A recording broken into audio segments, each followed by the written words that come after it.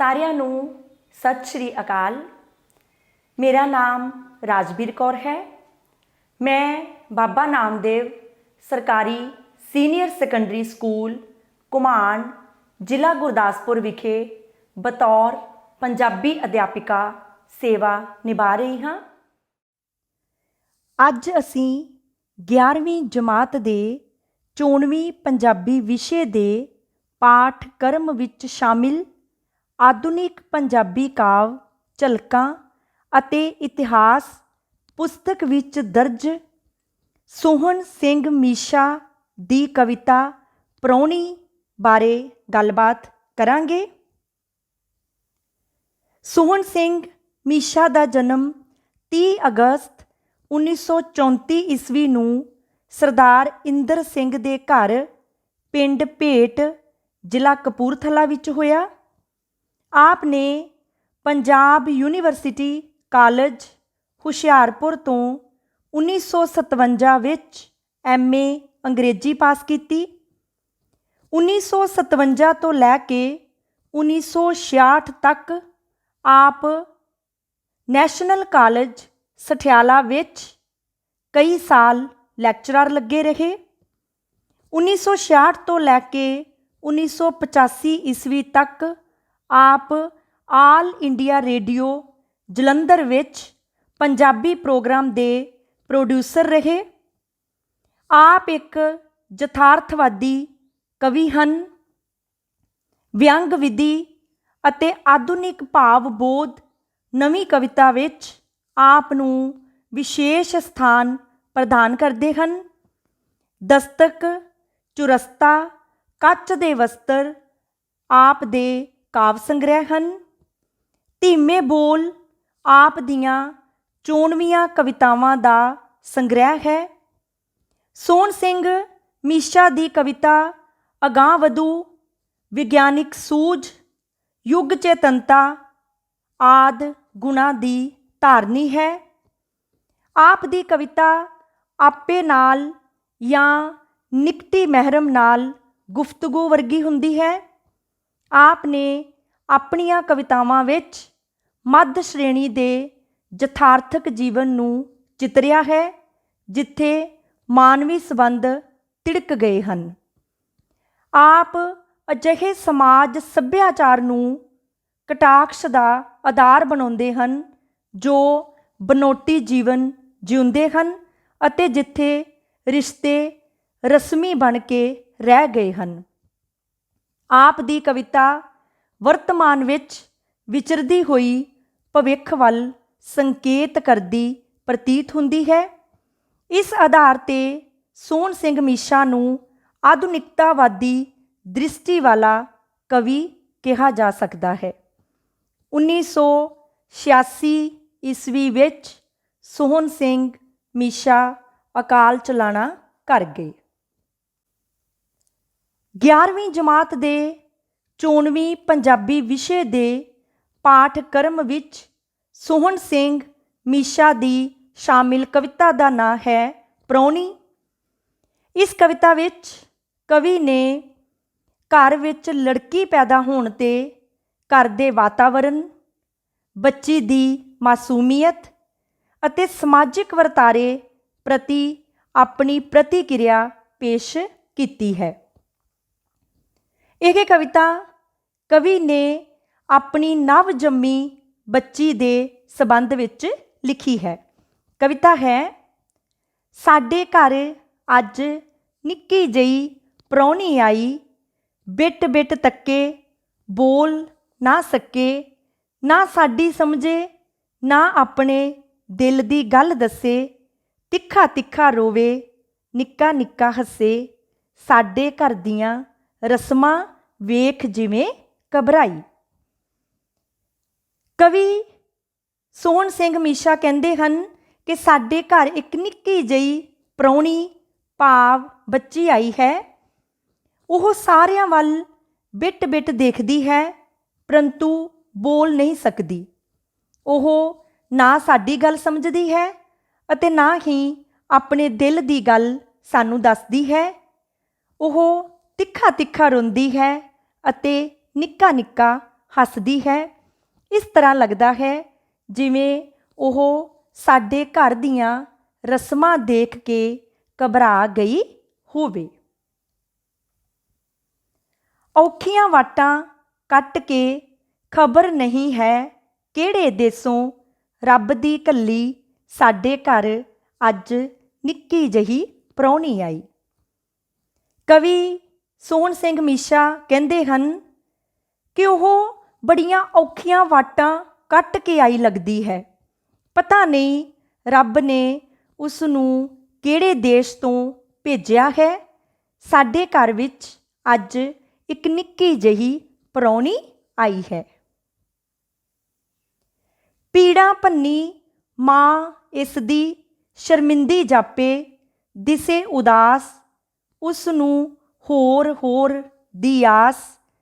ਉਸ ਦੀ ਸਬਰ ਭਰੀ ਖਾਮੋਸ਼ੀ ਦਾ ਮਤਲਬ ਮਜਬੂਰ, ਜੋ ਰੱਬ ਨੂੰ ਮਨਜ਼ੂਰ ਮੇਰਾ ਨਹੀਂ ਕਸੂਰ। ਮਜਬੂਰ ਸ਼ਬਦ ਦਾ ਅਰਥ ਹੈ ਬੇਵਸ। ਮਨਜ਼ੂਰ ਸ਼ਬਦ ਦਾ ਅਰਥ ਹੈ ਸਵੀਕਾਰ।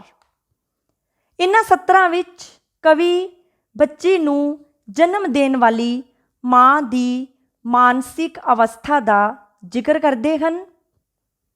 ਕਵੀ ਸੋਹਣ ਸਿੰਘ ਮੀਸ਼ਾ ਜਨਮ ਦੇਣ ਵਾਲੀ ਮਾਂ ਦੀ ਮਾਨਸਿਕ ਹਾਲਤ ਨੂੰ ਬਿਆਨ ਕਰਦਿਆਂ ਕਹਿੰਦੇ ਹਨ ਕਿ ਜਣੇਪੇ ਦੀਆਂ ਪੀੜਾਂ ਨਾਲ ਭੰਨੀ ਹੋਈ ਨਵ ਜੰਮੀ ਧੀ ਦੀ ਮਾਂ ਸ਼ਰਮਿੰਦੀ ਜਿਹੀ ਦਿਖਾਈ ਦਿੰਦੀ ਹੈ। ਉਸ ਦੇ ਚਿਹਰੇ ਉੱਤੇ ਉਦਾਸੀ ਛਾਈ ਹੋਈ ਹੈ। ਅਸਲ ਵਿੱਚ ਉਸ ਨੂੰ ਹੋਰ ਹੀ ਆਸ ਸੀ, ਭਾਵ ਉਹ ਪੁੱਤਰ ਦੇ ਜਨਮ ਦੀ ਆਸ ਕਰਦੀ ਸੀ।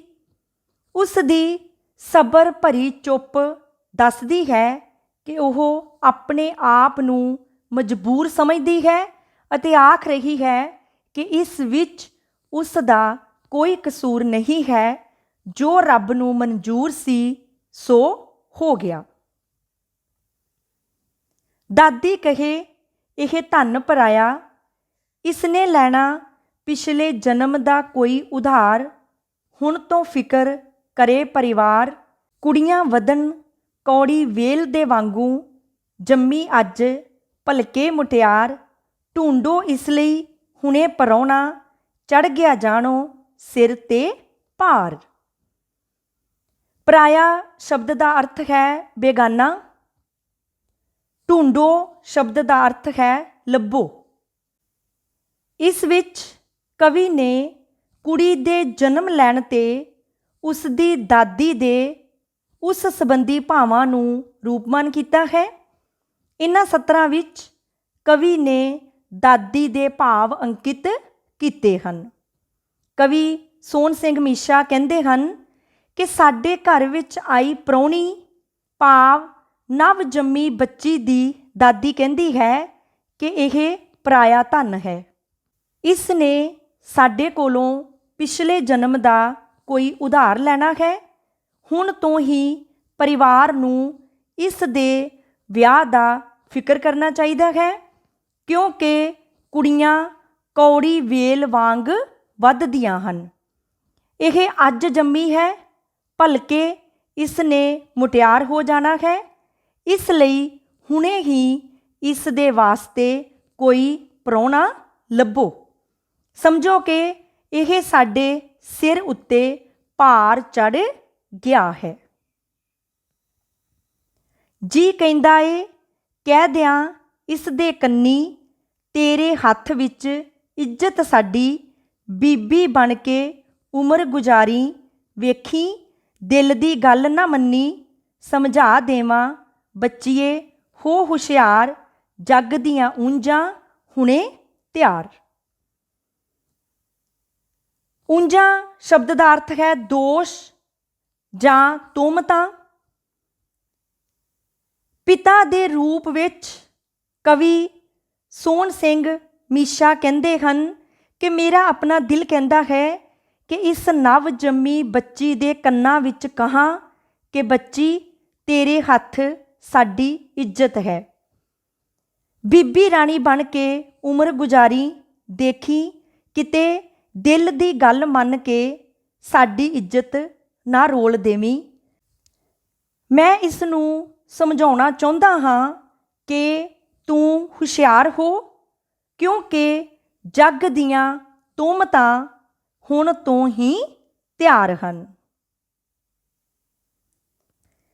ਪਰ ਸਾਡੀ ਗੱਲ ਨਾ ਸਮਝੇ, ਨਾ ਆਪਣੇ ਦਿਲ ਦੀ ਗੱਲ ਦੱਸੇ, ਤਿੱਖਾ ਤਿੱਖਾ ਰੋਵੇ, ਨਿੱਕਾ ਨਿੱਕਾ ਹੱਸੇ, ਸਾਡੇ ਘਰ ਦੀਆਂ ਰਸਮਾਂ ਵੇਖ ਜਿਵੇਂ ਘਬਰਾਈ, ਰੱਬ ਦੀ ਘੱਲੀ ਖਬਰ ਨਹੀਂ ਹੈ ਕਿਹੜੇ ਦੇਸੋਂ ਸਾਡੇ ਘਰ ਅੱਜ ਨਿੱਕੀ ਜਿਹੀ ਪ੍ਰਾਹੁਣੀ ਆਈ।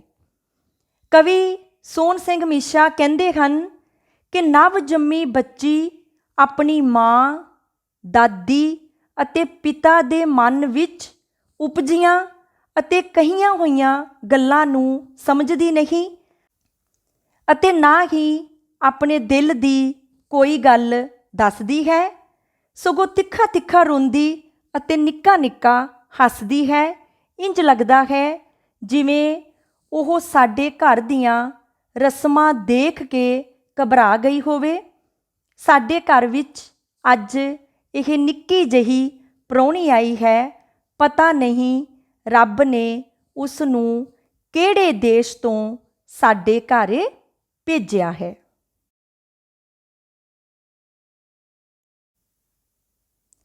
ਇਹ ਸੀ ਸੋਹਣ ਸਿੰਘ ਮੀਸ਼ਾ ਦੀ ਕਵਿਤਾ ਪ੍ਰਾਹੁਣੀ।